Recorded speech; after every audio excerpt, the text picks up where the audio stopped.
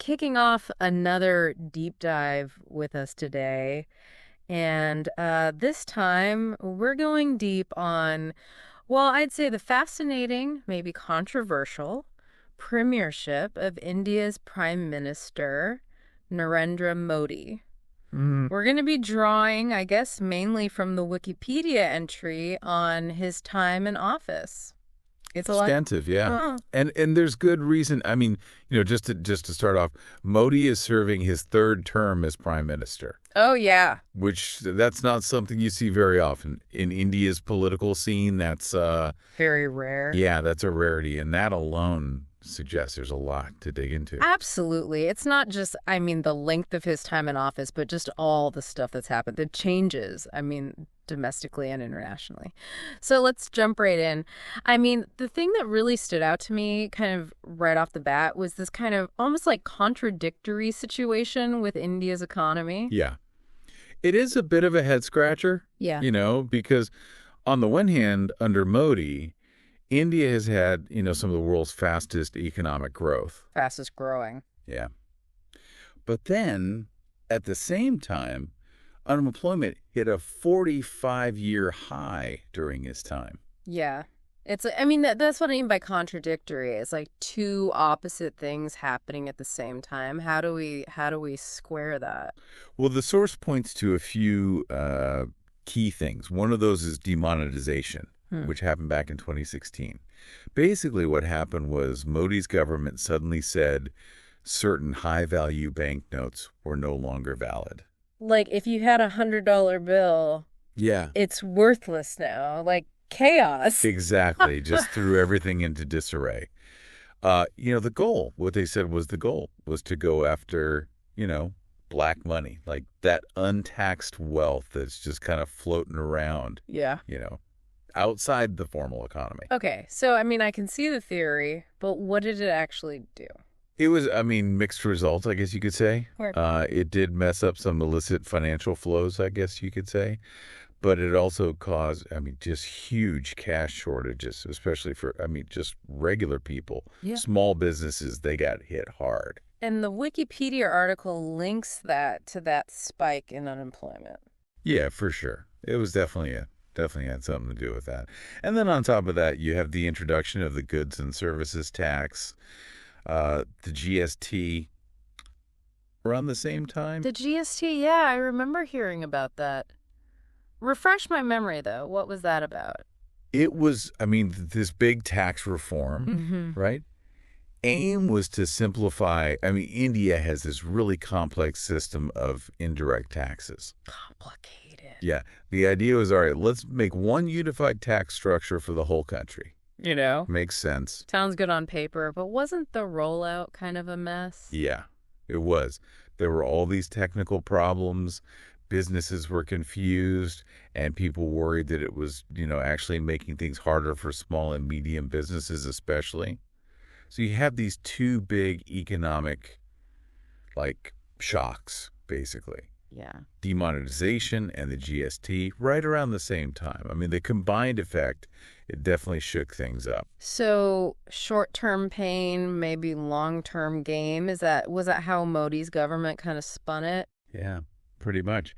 And the source does say, overall, India's GDP growth under Modi, it's been pretty impressive. But here's the thing. Even with all that growth, income inequality has also gone up. That's a big deal. Like, what's the point, right, of having all this economic growth if it doesn't actually translate into a better life for most people? That's the question. It's something that's being debated like crazy in India right now. Is this, this Modi model of development with its focus on big businesses, infrastructure, is that really good for everybody, or is it leaving a bunch of people behind? So that's kind of the economic picture, which is very complex and kind of contradictory. But there's this other big theme that comes up in the source material. It's this rise of Hindutva. For folks who maybe aren't familiar with the term, it's essentially Hindu nationalism. Right. It's an ideology with, deep roots in India, for sure.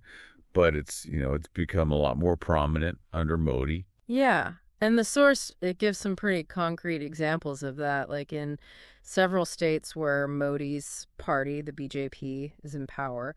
They've been changing like school curriculums to include more like Hindu religious stuff. Yeah, and there was even a proposal from one of the government ministers. They wanted to make the Bhagavad Gita, which is a Hindu religious text, the national book for India. I can't imagine that went over well with the non-Hindu It population. was controversial, to say the least. And then there's the Love Jihad campaign, which was really something else. Yeah. That one caught my eye too. What was that all about? Basically, Love Jihad is this term, Hindu nationalist groups use it to describe what they say is this conspiracy by Muslim men to seduce and marry Hindu women just to convert them. So it's playing on, pre-existing religious tensions. Exactly. Critics have called it out. They say it's just Islamophobia. It's a way to demonize Muslim men and control women's lives. And how was Modi's government involved in this? Officially, they didn't endorse it. But to a lot of people, their silence, felt like they were giving it the nod. And some BJP leaders, they came right out and supported the idea. So it feeds into that whole narrative of, Hindutva, India as a Hindu nation, which, that kind of clashes with the whole idea of India as a secular country. Like their constitution is, Yeah, secular. you're right. It's a direct contradiction. Yeah. And then on top of that, you have, the whole resolution of the Ayodhya dispute and then the construction of the Ram Mandir, which was just, hugely symbolic. Yeah, this was that decades-long fight, right, over a holy site. Both Hindus and Muslims claimed it. Right. Hindus believe it's the birthplace of Lord Ram, and Muslims had built a mosque there, centuries ago. Yeah. And it had been, just a source of tension and violence for years. Yeah. And so Modi's government basically sided with the Hindus, allowing the construction of a temple on that land. They did. Yeah. And they, presented it as a peaceful resolution. But a lot of people saw it as, Hindu nationalism winning out. And another step in marginalizing India's Muslim minority. So you see a pattern here.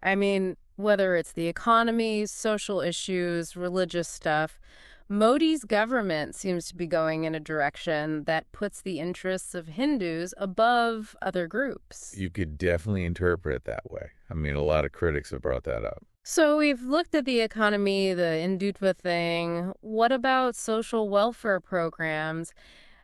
Did Modi's government do anything to help the poor and marginalized? Oh, yeah, for sure. They had some, pretty ambitious initiatives, like, that Housing for All by 2022 project. Yeah. The goal was, let's get rid of slums, provide affordable housing to millions of low-income families. Big goal. It's past 2022 now, though. Did it work? Not really, no. Ran into delays, not enough funding, bureaucratic stuff. Made some progress, but definitely didn't hit that target. So another big promise that didn't quite pan out? Maybe, but there were some wins on the social welfare front. For instance, the program to get LPG connections to rural women, those cooking gas cylinders. Okay. That's been pretty successful, actually. What's the thinking there? Like, why focus on cooking gas? So it's not just about convenience, like the traditional ways of cooking, wood fires, dung fires, they cause a lot of indoor air pollution. Bad for your health, especially for women and kids. Right. So if you give them clean cooking fuel, that makes a real difference. Makes sense. So it's like a, very focused thing, addresses a specific problem, and you can see the results. What about healthcare? Was that like a big thing for Modi's government? Yeah, eventually. But at first, they actually cut healthcare spending. Then they came out with the Ayushman Bharat scheme, which is national health insurance, supposed to help millions of poor families. So a mixed bag on the social welfare stuff then. I think that's fair to say. Yeah. Some interesting ideas, some targeted programs that worked, but also some stumbles and unmet goals. All right. We've covered, a lot. There's still so much more to talk about. Maybe this is a good spot to pause and pick this back up in part 2. What do you think? Sounds good. Yeah. I mean, we barely even touched Modi's foreign policy, Yeah. how he governs, and this whole debate about democratic backsliding in India. Yeah. All that stuff deserves a closer look. For sure. So we'll leave you hanging for now. Come back for part 2. We'll get deeper into all the complexities of Modi's time as prime minister. All right, so we're back. And last time we left off talking about Modi's social welfare programs. But now we're kind of shifting gears to something totally different. Foreign policy and defense. And I gotta say, going through the material, I was kind of surprised by how, active Modi has been on the world stage. Yeah, it's a bit of I guess you could say, a change from, how his predecessors handled things. He's really put foreign policy front and center, and you see that, right away from his first term, even. You're talking about when he invited all the leaders from SARC, that's the South Asian Association for Regional Cooperation, to his inauguration. That was a big statement. Exactly. It was like, boom, here's India back on the scene, ready to lead in the region and present a new, I guess you could say, image of India globally. And has it worked? Has he pulled that off? Well, he's definitely made an impact. The source describes his foreign policy as, they use this term, multi-alignment, which is a fancy way of saying he's not picking sides. So not with us or against us kind of thing. Yeah. It's more like, I'm going to play the field and see what works best for India.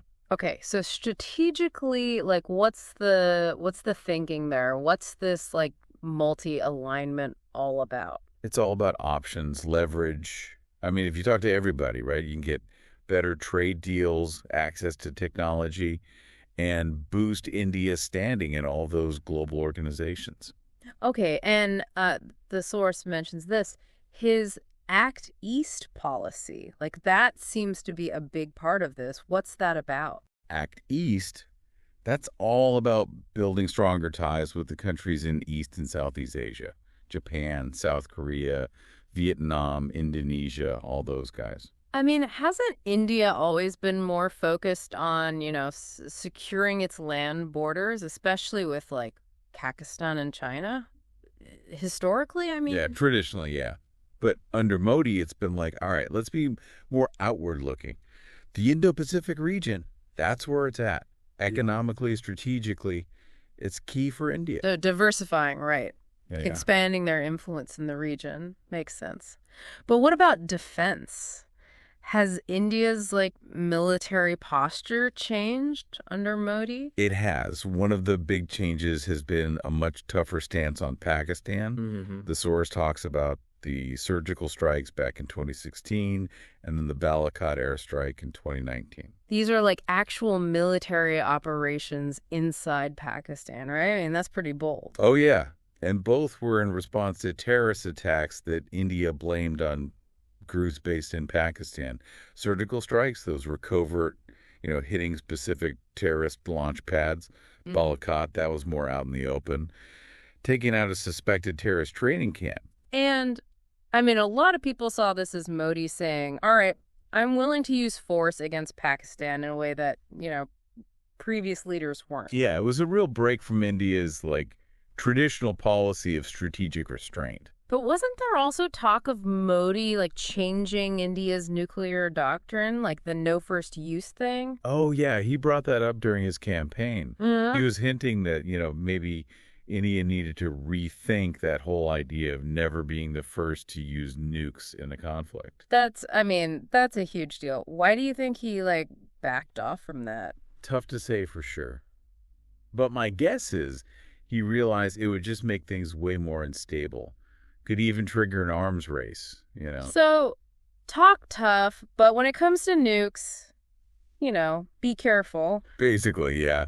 Yeah. But even without changing the doctrine, he's definitely shown that he's not afraid to use military force to get what he wants. And the source mentions another example of that, the Doklam standoff with China in 2017. Ah, yeah, Doklam. That was tense. Weeks of Indian and Chinese troops, face to face over this plateau in the Himalayas.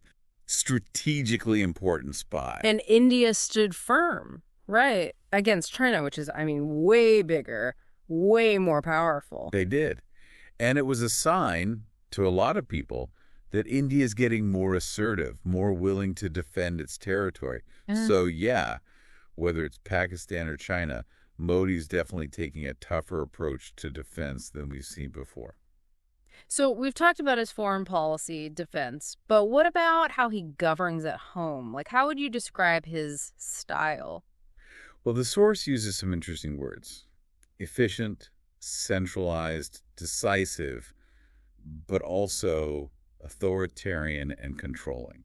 That's quite a mix. That sounds kind of contradictory. Yeah, there is a bit of a tension there. On one hand, he gets praised for getting things done, cutting through all the red tape, make his vision a reality. But then there are concerns about him having too much power.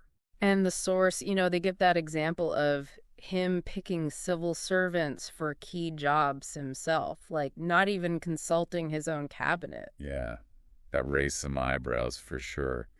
It's like, okay, so it's all top-down. Power comes from Modi, not through the usual channels. And then there's that thing with the Planning Commission, getting rid of it and replacing it with, what was it, Niti Aayog? What was that all about? So the Planning Commission, that was like this old-school institution left over from India's socialist days. They were in charge of allocating resources, setting economic priorities for the whole country. And Modi just thought it was outdated. Exactly. He was like, this is a relic, man. Just this big, slow bureaucracy holding India back. And so Niti Aayog was supposed to be like the newer, more modern way of doing economic planning. That was the pitch, yeah. More like a think tank than a central planning body. Their job is to advise the government, and encourage what they call cooperative federalism. Cooperative federalism, what's that mean? Basically, more collaboration between the central government and the states. At least that was the idea. But critics say Niti Aayog actually gives the central government even more control over state finances. So even with something like economic planning, it's like more power to the center, more power to Modi. It's a pattern we see popping up a lot in a bunch of areas. Yeah, and the source, they bring up some pretty serious controversies too, like that whole thing with blocking the Supreme Court judge appointment. Yeah, that was pretty unheard of. The government hardly ever tries to block a Supreme Court nominee. So what was it about this judge? Why was Modi's government so against him? Unfortunately, the source doesn't really go into the specifics, like who this judge was, why the government had a problem with him. But it does seem like, maybe they were worried about this judge being too independent, maybe challenging their power. So, again, maybe a move to consolidate power. Could be, yeah. And then there's the whole crackdown on NGOs, those non-governmental organizations that work on all kinds of social issues. Yeah, we've heard stories about them getting all this extra scrutiny, audits, even raids. What's that about? The government's line is, hey, we're just enforcing the rules, cracking down on corruption. But people who criticize the government say it's a way to silence dissent, basically. A lot of these NGOs that are being targeted, they work on human rights, environmental stuff, things the government doesn't want to hear about. And there's also been talk about Modi's government using, investigative agencies to go after political rivals. Yeah, there have been a few high-profile cases where opposition leaders got raided, arrested, and the charges, a lot of people say, are totally bogus. which makes people worry. Is Modi using the government to silence people and just grab more power? So we're seeing a theme here, right? Foreign policy, the economy, domestic politics. It seems like it's all about centralizing power and less room for anyone who disagrees. Yeah, that's a pretty accurate observation. And leads us to this big question, the one we'll tackle in part 3. Is India, under Modi, experiencing what they call democratic backsliding? That's a heavy question. Definitely something we need to look at closely. So come back for part 3. We'll dive into that whole debate. All right, so we're back, and if you've been with us for the past 2 parts, you know we've been digging deep into Narendra Modi's premiership, right? We've talked about economic changes, Hindutva, that more, forceful foreign policy, and some, I guess you could say, controversial things about how Modi governs. But now we're getting to the big question, the one everyone's asking, this idea of democratic backsliding in India. It's a term you hear a lot these days, but we got to, make sure we're all on the same page about what it actually means. It's basically this slow erosion of all the stuff that makes a democracy, Yeah. Free and fair elections, independent courts, freedom of the press, human rights, all that. So it's not like boom overnight. It's a dictatorship. It's more subtle, right? Like slowly chipping away at it. Yeah, exactly. It's like this creeping authoritarianism that's hard to spot at first, but over time, it really messes things up for a democracy, I mean. And the Wikipedia entry we're looking at, the one on Modi's premiership, it does kind of suggest that some things are going in the wrong direction in India. There are, yeah. And some people are even saying that India under Modi, it's not even a real democracy anymore. Wow. Okay, so what are they basing that on? What's the evidence? Well, one thing is that India's scores in those global freedom rankings have been dropping. They're like these independent groups that measure, how much political freedom people have, civil liberties, freedom of the press, all that. Okay, but rankings, I mean, they're just one piece of the puzzle, right? What else are people pointing to? There's this increasing use of sedition laws, and they're using them against people who are critical of the government. Sedition, that's a big deal, right? It's like saying someone's trying to overthrow the government. And they're throwing this charge around it. Journalists, activists, students, even regular people who just, say they don't like Modi or his policies. Yeah, that sounds like a pretty effective way to shut people up. And remember, we talked about that crackdown on NGOs before, those non-governmental organizations working on all those social issues. Lots of them have been harassed, audited, even shut down completely. Right, and that's another warning sign. I mean, for a democracy to be healthy, you need a strong civil society, where people can organize, fight for their rights, hold the government's feet to the fire. And the source also mentions this concern about control over the media.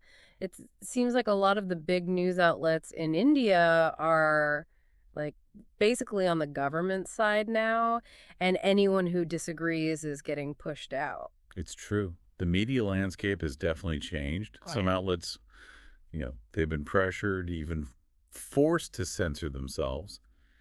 And the government has also been accused of, cooking the books, hiding data that makes them look bad, and controlling how people see major events. So it's like you put it all together, right? These dropping freedom scores, using these really harsh laws, pressure on the media and NGOs, and just this general feeling like you can't disagree. It's not a good look. Yeah, it's definitely not a pretty picture. But to be fair, there are other points of view out there. Some people say that this stuff, it's not new. India's always had a bit of an illiberal streak, when it comes to free speech and all that. So maybe it's not so much Modi, but just how things have always been in India. That's what some people say, yeah. And some even argue that Modi's so popular because people actually want this. They want a strong leader who doesn't mess around. So there's this debate, right? How much is Modi? How much is just, India's history or culture? But it seems like everyone agrees that these trends, they're not good. Yeah, definitely. I mean, even if you think some of this stuff was already happening before Modi, the fact that it's continuing, maybe even getting worse under him, that's a problem. And the source talks about how some scholars are comparing India to other countries where democracy has been backsliding, like Turkey, Hungary, even the US lately. Exactly. The point is, this isn't just an India thing. We're seeing this shift all over the world, towards like less freedom, more authoritarianism, weakening democracy. It's happening everywhere. So it's a global trend, but that doesn't make it any less worrying for India. Absolutely not. Yeah. It makes you wonder, what's going to happen to India? What's the future of the world's biggest democracy? Yeah, that's a heavy thing to think about, but I think we need to have these tough conversations, really trying to understand what's going on in India. I agree. And it's important to remember it's not like a lost cause.